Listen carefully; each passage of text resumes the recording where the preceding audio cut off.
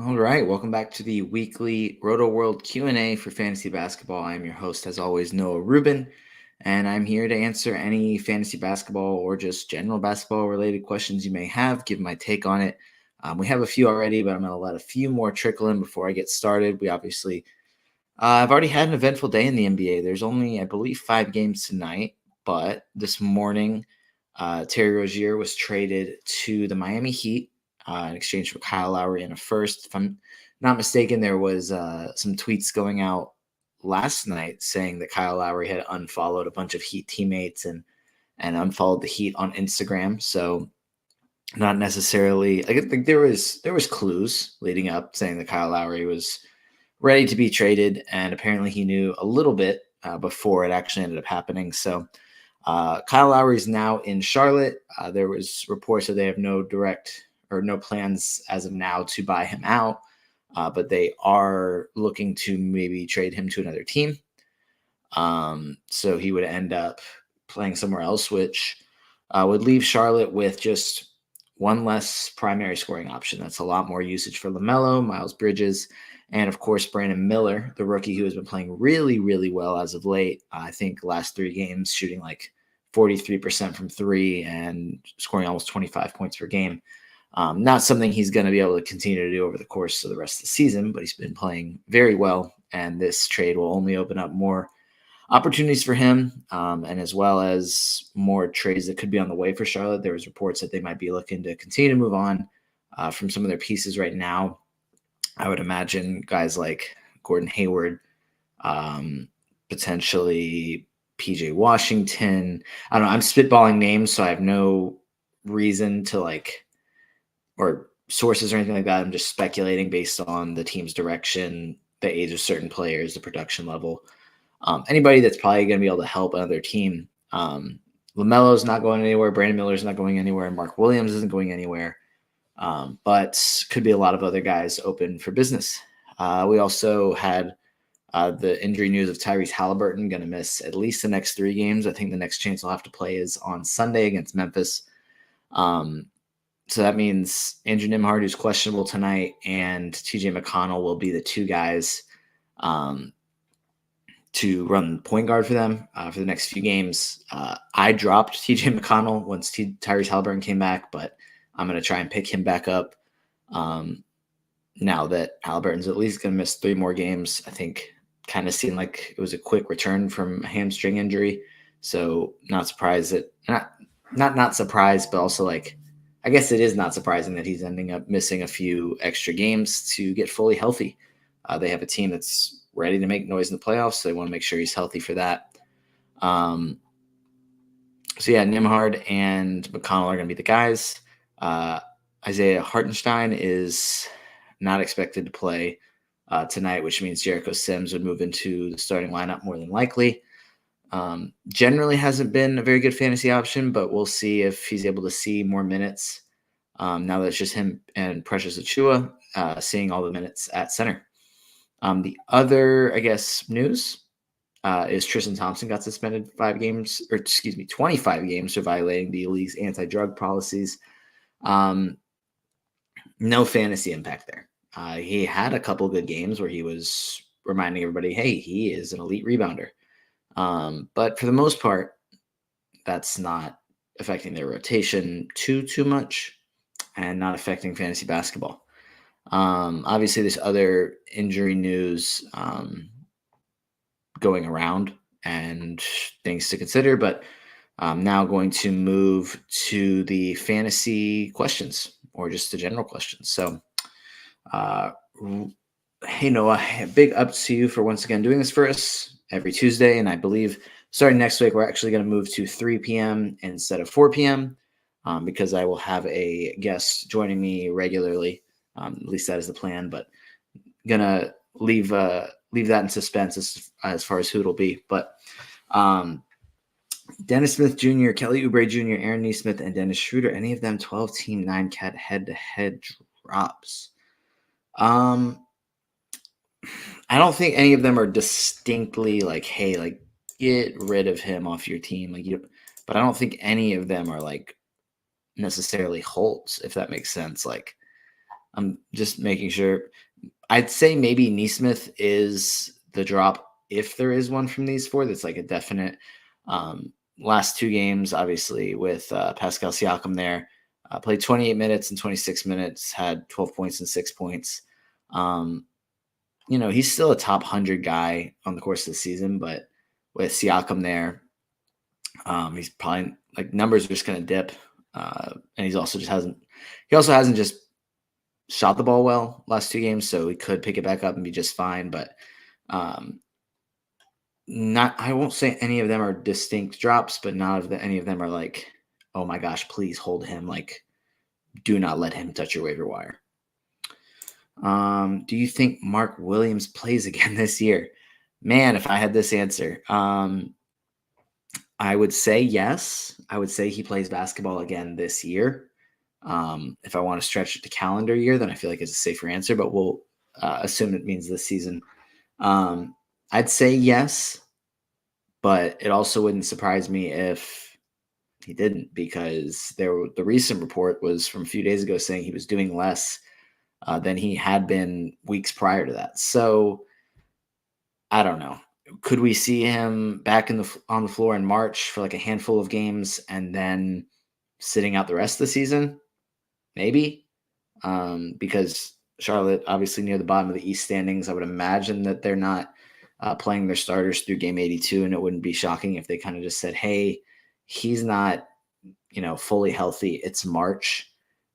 Let's just go ahead and call it a season. Now, the other factor there to consider is Charlotte going to tell us whether they plan to play him again this season? No. I seriously would be very surprised if there was any sort of formal announcement saying, hey, Mark Williams is not going to play basketball again this year. He's going to be rehabbing and getting prepared for the 2024-2025 season. Don't think that they say anything like that. I think it's just kind of a thing where they every once in a while will say, hey, he's still out. And that's it. Do I think he plays again? I want to say yes, but maybe I'm just being too optimistic and need to be more realistic. But I want to say yes. Hopefully I'm right. All right. And I remember this trade. I did pull the trigger on receiving Steph, Jalen Johnson, and Tari Eason for LaMelo and Jalen Williams. Does Rozier trade make me happier or more regretful, do you think? I don't think it has much of an impact. LaMelo may see a slight uptick in usage this year, but I mean, he's always going to be putting up big numbers. I don't remember if this was a redraft or dynasty trade, but this year, not really much of an impact, maybe a slight uptick, and then dynasty, not much of a change because LaMelo was always going to be a dominant fantasy player. It's just a matter of, is he on the court? So yeah, I don't think that this trade has much of an impact or the trade that happened in the NBA has much of an impact on your trade. It might give LaMelo a slight uptick, but not enough to change the outcome of the trade. Let's see. Would you trade Jaren Jackson Jr. and De'Aaron Fox for Jason Tatum? Thanks for your help. No problem. I hope it does help. And it also adds 10-team, 8-cat leagues. We're not too terribly concerned about turnovers. This one's tough. I guess it might depend on what categories you're like. If you're punting anything, Jason Tatum's obviously by far the best fantasy asset. Jaren Jackson Jr. has been playing really well as of late. I think I would make this trade. De'Aaron Fox got off to a really hot start this season, but his numbers have kind of quieted down a little bit. He's still a better three-point shooter, but the overall fantasy value is about the same, which makes sense. Uptick in three-point percentage and then decrease in field goal percentage. Increase in three-pointers made, decrease in field goal percentage. Those add up because he's shooting more deep-range shots, and those go in at a lower percentage. But I think if you have the depth to kind of make up for losing out on two really good players to get a elite player. But I think in a 10-team league, especially like the stars make more of the difference because everybody has like solid depth. There's less teams to take up some of those players. So yeah, I think I would do that trade. Assuming that you don't like just desperately need Jaren Jackson Jr.'s blocks. Would you trade Ayton for RJ Barrett in 9 cats? Oof. Gosh, I want to say yes. DeAndre Ayton, we're looking at a lot of missed time recently. Obviously got off to a really... See, I remember saying this a good bit at the start of the season. DeAndre Ayton was averaging like almost 2 steals per game or something. And his 9 cat value was like 3rd round. And I went and watched all the steals, and it was insane how many times the opposing team just handed him the ball. They just like tossed it to him, and he got steals for it. I was like, oh, that's not going to stick. And his fantasy value is going to go down when he's not averaging a ridiculous amount of steals, because he's never averaged a ridiculous amount of steals. Now his season value is 80th, and he's only played 12 games over the past 2 months, which, isn't bad in itself. And averaging 0.7 steals and 175th according to Basketball Monster. And so, yeah, I think I would do that. This would be, trading a guy that's trending down for a guy that's trending up. Very happy to do that. RJ has been really, really good aside from the bad field goal, really bad free throw percentage since the trade. But yeah, no, I think I would do that. As long as you can deal with the, again, really bad free throw percentage. Like, he's never been a good free throw shooter, but past 2 weeks he's shooting 59%. Like everything else has been improved. It's been great. He's been a much better scorer, better rebounder, a little bit extra assists. Just the field goal percentage is the biggest difference. But the free throw percentage for some reason has tailed off even more. So let's see. Next one. Any fantasy impact in the Bucks firing? Not yet. We'll see who they hire. I think that's kind of the biggest impact. I don't think that Adrian Griffin was giving like anybody minutes, or like he didn't have like a bad starting lineup where everybody was like, why is he starting this person? I think there was just other factors. Like, there was reports of Giannis and other players having lost faith in Adrian Griffin and what he can do as a coach, which, why they hired a first-time head coach that like literally hadn't had any head coaching experience to coach Damian Lillard and Giannis and try and make them fit together in their first season with the team. Like, it was just set up for failure. Like, it was an unfair situation for him to have his first head coaching gig, in my opinion. So kind of set up for failure. It's very surprising that they're doing it now. Like, not saying it shouldn't have happened, because like, I kind of get it, but they're 30-13 and won last night. Like, yes, they beat, I think, Detroit by 9, I think it was, in Detroit, which, yes, you expect the Bucks to win by more, but I can't imagine that there have been many coaches that have been fired, not only the day after a win, but with the record that he has. But I also I get it. Hopefully he'll get another chance within the next few years to be a head coach, because I just don't think it was a very fair situation. But now there's reports of them looking to target, let me pull up the exact wording, but basically like a veteran head coach. Let's see. Woj said, planning to quickly pursue a small pool of accomplished and available veteran head coaches, with Doc Rivers near the top of the list. Sources tell ESPN. And now there's a more recent one just from 5 minutes ago from Shams Charania saying Doc Rivers is the leader to become new head coach of the Bucks, and the sides are working towards a deal. So it could very quickly become Doc Rivers. But I don't think that really makes much of a fantasy impact, because in Philadelphia, when he was the head coach, it wasn't like there was a lot of guys sitting on that bench that maybe we were kind of hoping would get more minutes. That never really happened. Hasn't really, I guess, changed too terribly much. Like, I know Paul Reed was the number one guy that people were hoping would be able to see more minutes, and that's happened in stints this year, but didn't really have much last year.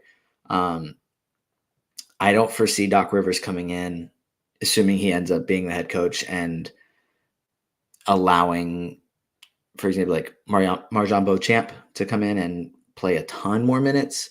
I assume that the rotation, or at least the minutes allocation, is fairly similar. If anything, young guys will see fewer minutes. But yeah, I think it's just going to be Giannis, Dame, Chris Middleton, Brook Lopez, and then if you need threes, Malik Beasley. Can't see too much changing as of now, but maybe we'll see a few games and Doc Rivers really likes somebody on that team that we didn't expect. But I think it's also partially the way the Bucks are set up because they're like a win now team. Like they have their guys that are going to put up the numbers and a lot of role players that are doing little things here and there. They have the makings of a successful team, obviously. So I think that kind of just the way they're built doesn't allow for a new coach to come in and provide a lot of fantasy upside. So not much of a fantasy impact, but now you have also my thoughts on them firing Adrian Griffin this quickly. Let's see, next one. Update on Cade Cunningham and Jakob Poeltl. From what I remember seeing, Poeltl they're hoping to have him back, quote unquote, very soon. What game that is, I don't know, but I would assume this week. And then I think the same thing for Cade was this week, but neither of them play tonight. So I believe they both play on Wednesday, but we'll have to wait for the official injury report, which should be out within the next hour or two. Let's see. Detroit plays Charlotte, and maybe Toronto doesn't play on Wednesday, so I don't remember their schedule off the top of my head. But we should get an official injury report for Wednesday that has what Detroit's going to be potentially having available. Cade was doubtful for their last game. If he's questionable, I'd say there's a chance that he plays. Obviously, like that kind of makes sense. And then if he's doubtful, that he probably won't. I don't think that they would make some dramatic change, even if teams do that from time to time. So yeah, I would say at some point this week, but there's not like a definitive, hey, this player is coming back on this date as of now. Are you looking to stash Amen Thompson for silly season? If I can, maybe, but I don't think he's like a guarantee to see a ton of minutes. Like Asar Thompson, yes. Like at some point, Detroit's going to pull the plug and kind of give him more free reign, I think. It'll probably look a little bit more similar to the beginning of the season. But I truly believe that Houston will at least make the play-in tournament, and at the very least, they'll be competing for a spot in the play-in tournament as the season winds down. So I don't foresee Amen Thompson getting like a stretch of games at the end of the year where he is playing 35 minutes per game. They're just trying to see what he can do. Asar Thompson, yes, but Amen Thompson, I just think he'll be kind of in a reserve role.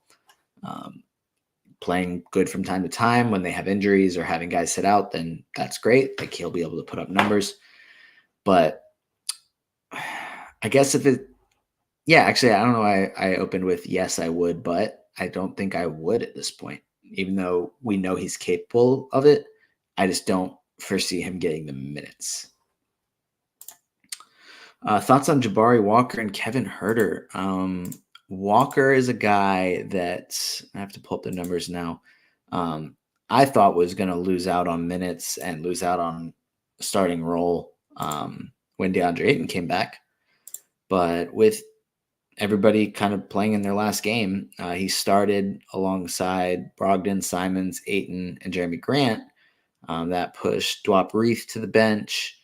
But he only played 22 minutes, which blowout loss to the Lakers impacts the rotation a little bit, though a couple of the starters did play north of 30 minutes. Game before that, Ayton back, he played 41 minutes, had the double-double. There we go. That's the game I was looking for. So I think Jabari Walker, unless they move him to the bench, is going to be a season-long guy, a guy that you're able to keep around and that can provide solid value. So I would be looking to hold on to him. And Adam, if he's on the waiver wire, I don't know if he's relatively available anywhere or not. I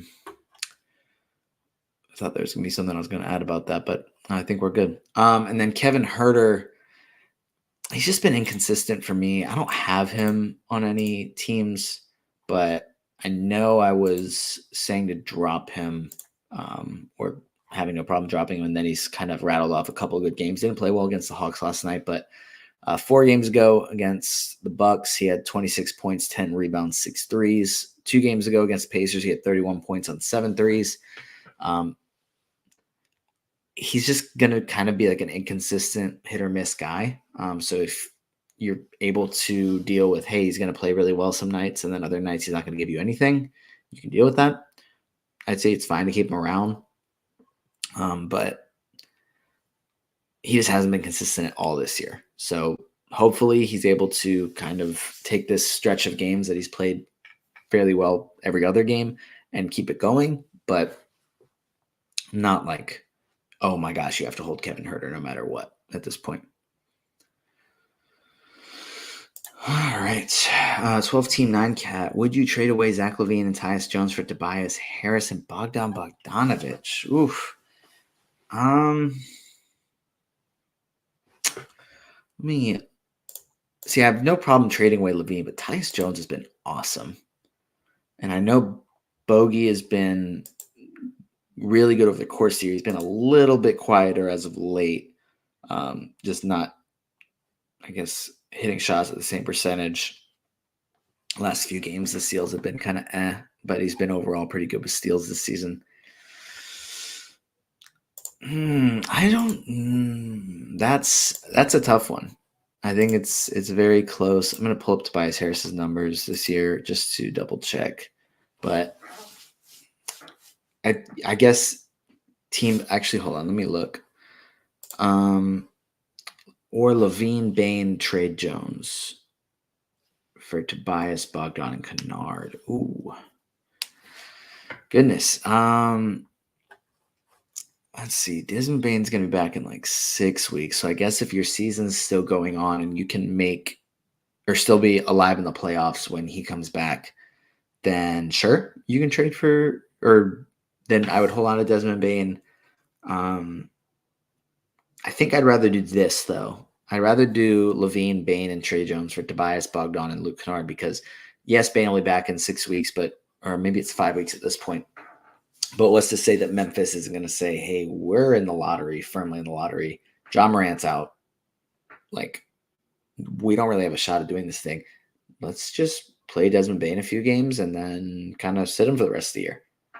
So, yeah, I think I'd prefer this. I'd rather move Trey Jones than Tyus Jones, even though Trey Jones has been starting recently, and which is great for his value, but Tyus Jones has still been, I think, better, although they kind of give out similar stat profiles of giving you assists and steals and efficient play as far as not turning the ball over. But if you have both, man, you might want to hold on to both. But yeah, I think I'd prefer this over trading away Zach LaVine and Tyus Jones for Tobias and Bogdan because you're able to get Kennard back, which has helped now. And Desmond Bane, I'm not sure. I feel like his season's kind of a wash at this point. If you're able to make the championship and have him sitting on your IR and then he's able to play, whether it's the championship or just other point in your fantasy playoffs, then great. That's a huge boost, but that's like March that we're talking about. And if you hold on to Desmond Bane with the hope that he can help you then, and then he doesn't come back, then you kind of, shoot yourself in the foot. And if you hold on to him and you're not even able to be playing then, and he is able to play, and he's just not able to help you because you're out of the playoffs. So I'd rather do the safe move, or I guess the more of a guaranteed production, and go Tobias, Bogdan, and Kennard. So I think I would do this trade over Tobias. It's a tough one though.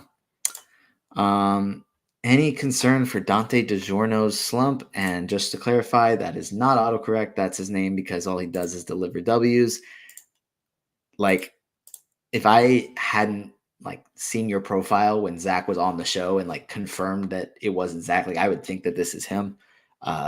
With these fire nicknames, I know he would have really appreciated this one. I'm not super. And this is so Dante DiGiorno. He scored in double figures, and see if I can do a quick count. like 11 of his last 12 games. He had a bad game against the Rockets, but minutes are kind of wonky. Like played 21 in their last game. Actually, that was a blowout win, so that maybe contributes to that. 38 the game before that, 19 the game before that, but that was the game that he kind of stunk. So kind of adds up. Game before that, 24. Game before that, 33. So I'm not super concerned because it seems like now that Quickly and RJ are gone, they brought in OG, that his minutes have gone up. And I think I can just confirm that. Yeah, 22 over the course of the season, 26 over the last 2 weeks. So more of an opportunity. The percentage has been a little bit down over the last 5 games, though his last one, he shot 58%. So it was back up a bit. So not super concerned. He's still getting the opportunity, and he's still a really good floor spacer for them. So he's going to get shots, and from time to time, they're not going to go in. And there's going to be times where they go in really, really well. So no, I'm not super concerned. Really hoping Hartenstein is only out short term. I have no faith in the Jericho Sims stream. Yup. But what about a precious one? Yeesh. I think tonight's going to tell a lot. If I'm not mistaken, it's tonight that they're playing where Hartenstein's not supposed to play. Actually, I feel like he also missed a different game. So I feel like there actually is numbers to back this up, and I need to check it. I don't keep up with the Knicks as much and their numbers because when we're writing blurbs, okay, so Hartenstein did play in their last game, so this will be the first one without him. Raph always takes the Knicks games because he's a Knicks fan. I always take the Hawks games because I'm a Hawks fan. So I don't get to blurb the Knicks all that much, so I feel like I don't keep up with their numbers quite as well. But Precious Achiuwa had 18 points, 11 boards on 9 of 10 shooting in their last game. That's really freaking good. Jericho Sims played 3 minutes. So what they did last time when it was like Mitch Robinson's out, Hartenstein off the bench, they moved Jericho Sims into the starting lineup to keep the similar rotations as far as Hartenstein playing with the bench, but he ended up playing more minutes than Jericho Sims, even though Sims is supposed to start. I would assume Achiuwa is playing more minutes, but I would have more faith in Precious than Jericho Sims. I don't feel great about it, but he did play really well in their last game. And I just think it's going to be probably just some inconsistent production where sometimes he plays really well and sometimes he plays really bad. And hopefully it is. I agree. I hope it's a short-term absence for Hartenstein because I have him in, I think, 2 leagues. Let's see. Who do they play tonight? They play Brooklyn tonight. So it's a matchup with Nick Claxton and then maybe Day'Ron Sharpe with not a ton of depth at center.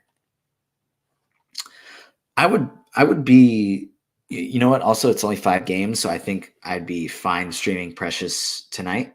But if there's, let me see, their next game, unless it's on Thursday, in which case, so they do play again on Thursday. So that's 2 games this week, or 2 days this week with very limited games being played. So yeah, I think I'd be interested in a Precious stream for at least those 2 days, give him a chance to put up numbers. And if he stinks on both of them, then okay, cool, we'll drop him. But would be fine taking the risk there. With Garland and Mobley potentially coming back around the same time, potentially next weekend or the week after, how does their return help or hurt or help Strus, who has held his own as a top 100 value despite cooling off? I don't know if it has a dramatic impact on Strus. He got off to a really hot start to the season. Maybe he gets like easier looks. Like last 2 weeks, averaging 6 points per game, playing 22 minutes per game, which, I mean, Sam Merrill's been on one. He's been playing incredibly well. So that may also impact his minutes a little bit. I'm hoping that it helps Strus get some better looks and maybe get some more open shots, knock down some more threes. But it may even, I don't know. Like looking at the numbers, it's actually kind of strange. He's seen fewer minutes and fewer shot attempts the past couple weeks, and those are all played without Evan Mobley and without Darius Garland. So I don't know if them returning has a dramatic impact on him. I would think that it helps him get easier looks because there's more like all-star talent on the floor. So he's kind of the forgotten man, even though he is a dangerous shooter. So hopefully that helps him get back in rhythm, gets back on track. But that's about it. Is Santi Aldama on the 12-team 9-cat head-to-head radar? Let me pull up their numbers from their last game because I think that was the one. Yes. So Xavier Tillman was back, but Aldama still started. Only played 23 minutes. I would still say that he is on the radar. I don't think he's a must add because who knows, that could have just been like a one game, like, hey, we're just going to stick with Santi. And the next game, okay, we'll move Xavier Tillman back in, which would kind of stink for him. But I don't think he's like a guy that, definitely drop him. Not a definite add, just kind of like I'm fine either way. Like if you have him rostered, it's not going to bother me. Because he has like the skill set to produce in fantasy and in 9-cat leagues. It's just kind of wonky in Memphis right now because it's such a strange season for them with all the injuries. So, I'd be fine with keeping him on the roster. Who do you think you can trade Towns for? All right, do we want to trade Karl-Anthony Towns after he scored 62? If you're able to sell high, then go for it. But let's look at his numbers. He is a third rounder this year. Basketball Monster has him 33rd. Last 2 weeks, 16th. He had a monster game. I mean, if you're able to sell high because he had 62, then sick. But, I mean, if you're looking at third round value, the guys right around him, like right above him, it's just because 9-cat rankings are so strange. Like 27th is Giannis, and then Desmond Bane, who's out, Derek White, Brook Lopez, Trae Young, Jared Allen, and then right below Cat is Jalen Brunson, Domantas Sabonis, Jamal Murray. I think that, nobody's going to take Giannis for Cat. I wouldn't trade Cat for Derek White, Brook Lopez, Jared Allen, Jalen Brunson, or Jamal Murray. I would consider for Trae Young or Domantas Sabonis. That's just kind of a hard player to, I think questions like, hey, who can I trade this person for are difficult, just because you could look at it with what do you need, what categories do you need help with? Is it a points league? What things are emphasized in your points league? Have nice boosts and bonuses? Are you looking for a specific position? Weekly lineups versus daily lineups? Like a lot of those factors kind of impact with what makes an exact fair trade in your league. But a guy that just scored 62 probably has a little bit extra value. So if you can sell high, go for it. But I don't know exactly how high you'd be able to sell. Is the pretty strong defensive numbers enough to roster Nick Batum, even if the scoring is not there? I guess it kind of again depends on your league, or like how your team is built. So, excuse me, last 2 weeks, a steal, 1.1 blocks, and 1.6 threes per game, just 7.1 points. If you're in a punt points build, go for it. Definitely. I would say that that helps out a ton. I know that a punt points build is difficult to pull off, but I think that if you're not punting points, then that makes him slightly difficult to roster, but it's also just one category. Like it's an important one. But I think if he's contributing enough areas, then it's fine to roster him. I think he is. Will Wendell Carter hold decent value the rest of the season? I'd say yes. Like absolutely. He has been playing really well. I think last game was kind of quiet because they got blown out.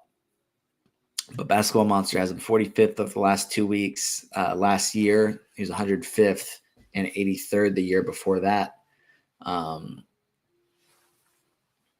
But Yeah, he's been playing really well. I think he's definitely a guy to keep around. If he's on your waiver wire, please go pick him up. Orlando is going to continue to start him, and they're going to be in the playoff chase, playoff hunt. So, yeah, I think he's a rest of the season guy for sure. Thoughts on Mikal Bridges? Will his numbers get better to second round value? No, no, it's not happening. The case for Mikal at the beginning of the season was he's going to play 82 games and probably provide fourth or fifth round value. Whereas a lot of other guys going in the second round was like, hey, you're probably going to get better numbers, but you're probably going to get 20 less games for some of them. I don't have Mikal Bridges in any leagues because I wasn't going to draft him in the second round, but I know that that's where his ADP was. And like, I understood the case. I just think he was more of a third round guy for me. So still disappointing to where he's been because 8th round, 7th round value is not where we were expecting him to be. But the 82 games is still in play, which is kind of where a lot of his value is coming from. So, yeah, I wish I had better news, but I seriously doubt that, even like post trade deadline last year, he was like top 20. I don't really foresee, again, like, final 2 months of the season, second rounder. So definitely not raising his numbers up over the course of the season to anywhere near that. But I don't really see the rebound coming. Sorry. I'll go with this, stick on the Nets topic. Is Cam Johnson a drop in 10-team leagues? Maybe. I think he might actually be, like, looking at the numbers. I don't have Cam Johnson anywhere, but just because I think he was drafted a little higher than where I would have wanted him this season, because a lot of people were very high on him. The Nets overall have been pretty disappointing. Yeah, I think that it's fine to drop him. He doesn't dominate any individual category. Like, the one that he's really good at is threes, and it's 2.4 per game. So that's his season-long numbers. So 125th per Basketball Monster in 9 cats. So yeah, I'm fine dropping him. Free throw percentage has been bad. 71% on the course of the season. Last year's 84. He doesn't shoot many, so it doesn't hurt you a ton. But yeah, especially in a 10-team league, I think I'm fine dropping him. Any silly season sleepers percolating yet? Less obvious options than Asar types. I'm going to go through a handful of guys. Some of them may be like obvious. Some guys may be able to help you out now. Some guys may not be able to help you out much, but here we go. I'm going to go through by team, and I'm just going to go to teams that are probably going to have like shutdown candidates for the final few weeks of the season. So teams that are in the playoff hunt, I don't really foresee shutting down too early. But I think obviously like the teams that have no chance of making the playoffs, such as, well, not no chance, but very slim chance of making the playoffs. Detroit, Charlotte, Washington, in the East, in the West, Portland, Memphis, San Antonio, I think are the teams that really don't have much of a chance. So we'll see. We could see shutdown candidates there. Goodness, a guy, I guess, like a G.G. Jackson, who just had a couple good games. I would imagine Jaren Jackson Jr. isn't playing the final couple weeks of the season. So he could be having some big games. As a Hawks fan, I think that there's a chance that they have some shutdown candidates towards the end of the year, and they're also supposed to be sellers at the trade deadline. Unfortunately, I think the only guy that I would really say he could be a guy towards the end of the season would be AJ Griffin, but he isn't even in their rotation right now, so he's not a guy to hold on to. I think there's a chance that they trade Clint Capela, and Onyeka Okongwu's a silly season guy. But we'll have to kind of wait and see there because if no trade happens, I mean, they can still shut down Capela, but I really don't think that they're going to even be in the play-in tournament. So, and at this point, I'm not like, oh man, I wish they were in the play-in tournament because that would be 3 years in a row of being mid. So, not interested in that. Charlotte, I can go try and see if there's any guys because I imagine that they're selling. We could see like Leaky Black came in, had a few important minutes. They just beat Karl-Anthony Towns and the Timberwolves despite him scoring 62. A guy like a Nick Smith Jr., I think a couple of those guys could see some minutes down the stretch if Charlotte decides to stop playing guys. Let's see. Portland has never been afraid to tank, so I imagine. I've been talking about Scoot for months about being a silly season hero, which I think is an obvious one. But guys that have already been playing well, such as Jabari Walker, Dwap Reith, could be guys that are playing big minutes on the stretch. Tumani Kamara, Chris Murray, the rookie brother of Keegan Murray. So there's a lot. I think they're going to be kind of easier to predict after the trade deadline, honestly. But still, just anybody here follow up with that. Bilal, maybe. Yeah, no, that's a really good one there. I think that I was recording a podcast earlier and talking about how he's going to be a guy that has already been playing really well per possession. And I think he's going to get a chance to, like the last handful of weeks of the season, take on more offensive responsibilities. So yeah, that's a really good one.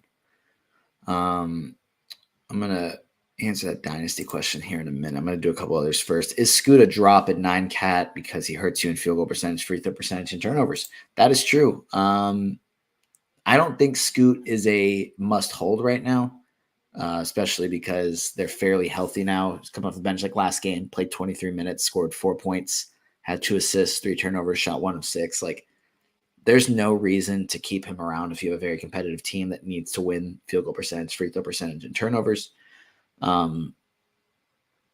However, if you're able to afford, holding him for silly season, like I would absolutely do that because I think that especially like the final 3 weeks of the season, they're going to bench Jeremy Grant, DeAndre Ayton, Malcolm Brogdon, Anthony Simons, Matisse Thybulle, all those guys that are still on the team, assuming that they're all still on the team because they could easily trade some of them at the deadline, that Scoot's going to be the guy the final few weeks, and we'll see some inflated stats that probably still hurt you in field goal percentage, free throw percentage, and turnovers, or at least field goal percentage and turnovers. So yeah, right now it's fine to drop him. If you're able to afford the luxury of holding on to him, then I will. Let's see. Do you see a clear landing spot for Lowry when the Hornets inevitably flip him that doesn't destroy his value? No, I'm not a huge Kyle Lowry fan. I think he could help a team win basketball games. Like I don't doubt that. I think Miami was a really good situation for him because they didn't have like many other point guard options. But I think most other teams, especially contending teams, because he's not going to go to a team that isn't contending, have options already. I'm trying to quickly look through and see if there's a team where I don't see it. A team where he can really just step in and help dramatically. Like they're not like if the Suns get him, like they're not going to start him at point guard and have Bradley Beal and Devin Booker also starting. Like I don't really see that. The Lakers, assuming like they could trade for DeJounte Murray or hold D'Angelo Russell. Either way, Kyle Lowry isn't going to play a ton. So I'm not really seeing a situation like it could be like a Philadelphia where he's coming off the bench. Yeah, not really a good spot for Kyle Lowry that I'm seeing. But it also wouldn't shock me if he ended up somewhere and for some reason the coach decided to start him because I feel like he just has that kind of game that coaches love to have in the lineup. So we'll see. Could be wrong, but yeah, I don't have Kyle Lowry rostered anywhere because, like I said, I'm not high on him. But all right, the Dynasty question. I'm falling in love with Nikola Topic. Do you think trading back from 1-1, 1-2, or 1-3 for wherever Topic lands in the draft plus the top 75 players enough value for that large of a trade down? Assuming early second round and 14 team for Topic. Okay. And it may just be so I can name my team Hot Topic. I believe it's pronounced Topic, and I could be wrong. If it's Topic, then that's sick. And if not, then I get it. It's just a spelling. Like, we're going to roll with Hot Topic or Hot Topic, however we want to say it. I think the draft is so weird. Like, I've been starting to do okay, let's see. I thought it was Topic. Oh yeah, that Topic. I think Topic sounds I really need like official pronunciations because I'm pretty bad at them unless I have something to read and write in front of me. But I've seen mocks where it's like everything is just very different. So I like to look at Tankathon because they have their lottery simulator to try so I can keep up with prospects and where they'd be going if the season ended today and then do the lottery, stuff like that. They have him number 2. From what I've seen out of him, I think that's very high. But I think it just kind of depends. Like, hold on. I saw a different mock the other day from Yahoo. Kristen Peak from Yahoo. Let me see where she had him. It wasn't top 5. It was 6. So I think you may have to use an early pick on him to get him because I think also, we can have like looking at prospects from a dynasty perspective and rank them that way. But a lot of it ends up being the order that they go in the NBA draft impacts the order that they go in rookie drafts. So personally, I think if you get, let's see, 1-1, 1-2, or 1-3 for Topic and a top 75 guy, I think that's fine because generally this is a weaker rookie class, but there's going to be guys that end up being significantly better and end up doing a lot better than where we project them to be. And that's just the way the draft works. Like, some rookies pan out really well, some guys just don't. Not a ton of locks, and especially there's not really any this year. So I think it's just hard to predict at this point where he's going to go because it very well could be that it's the 1-1, 1-2, or 1-3 to get him. And it could be like that in your league. It could be like that in the NBA. But I think, it's just it's kind of hard to project that right now. I think that's what makes this trade difficult. So I think he's going to end up going in the first round of a rookie draft. And I think that's probably the best range I can give because we're going to have to just see a lot over the next few months with how he plays, how he's evaluated, if he participates in the draft combine, where he gets drafted. Like, there's so many factors that impact that. But from what I've seen, I don't think I'm quite as high on him as other people may be. So I maybe need to do more research and watch more on him to see exactly why. But if he's your guy, go get your guy, because especially you already have the team name all picked out. That's phenomenal. How high are the chances Capela gets moved at the deadline? I mean, fingers crossed.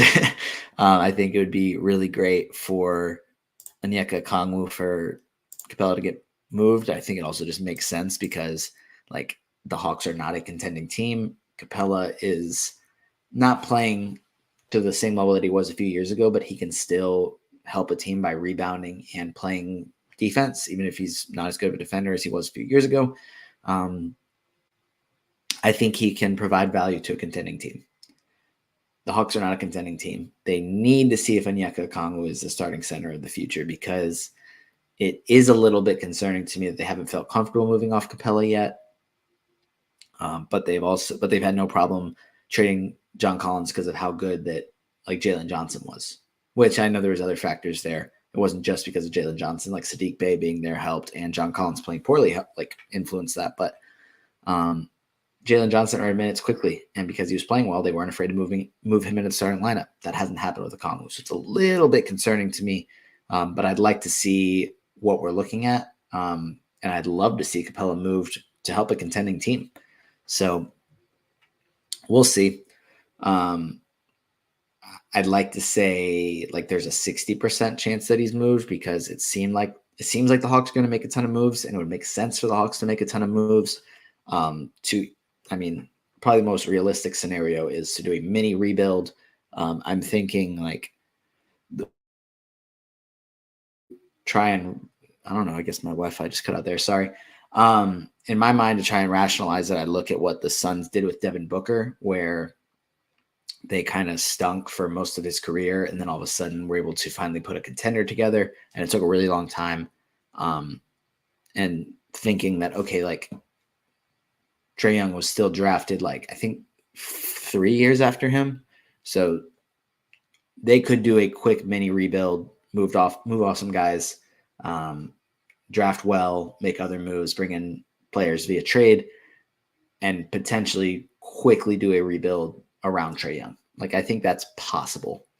However, if they're, selling off John Collins for pennies on the dollar when his value is lowest, and now they're going to trade DeJounte Murray for D'Angelo Russell in a 2029 first, like that's like maybe a freshman in high school, I think that they'd be trading for.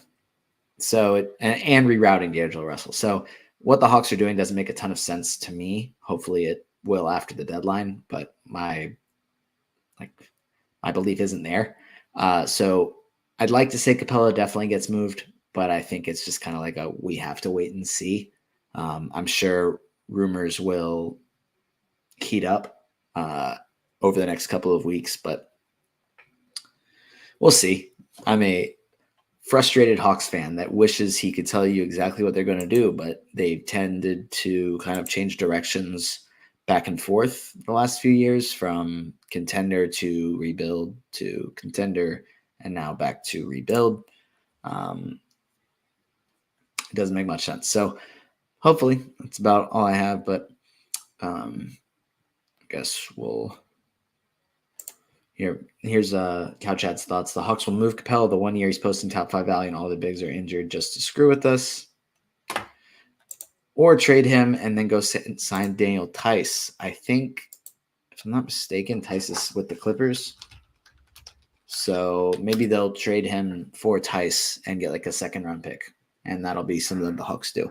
I don't need to spend any more time just expressing my frustrations about the Hawks, though. So unless any more questions roll in, I probably will go ahead and end this episode just a few minutes early.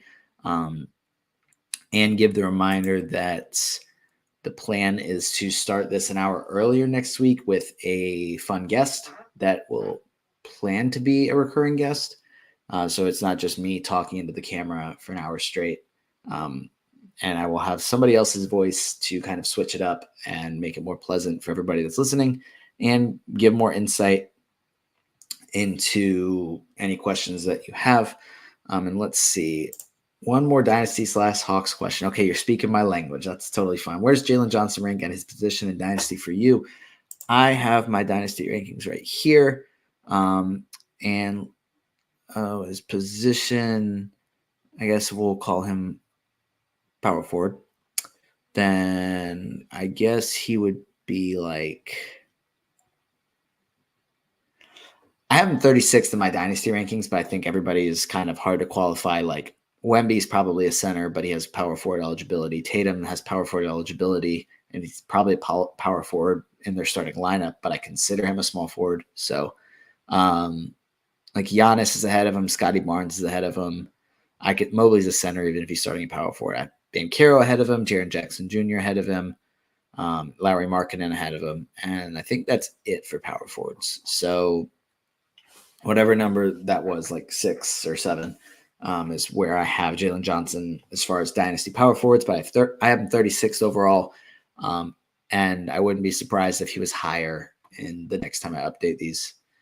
All right, so that's going to do it for this episode. As always, thank you guys so much for joining me, asking questions. I hope that all the answers help and that it works out and everybody can get some more W's in fantasy. But that's going to do it for this episode. And I will see you guys next week at 3 p.m. Eastern time. Thanks.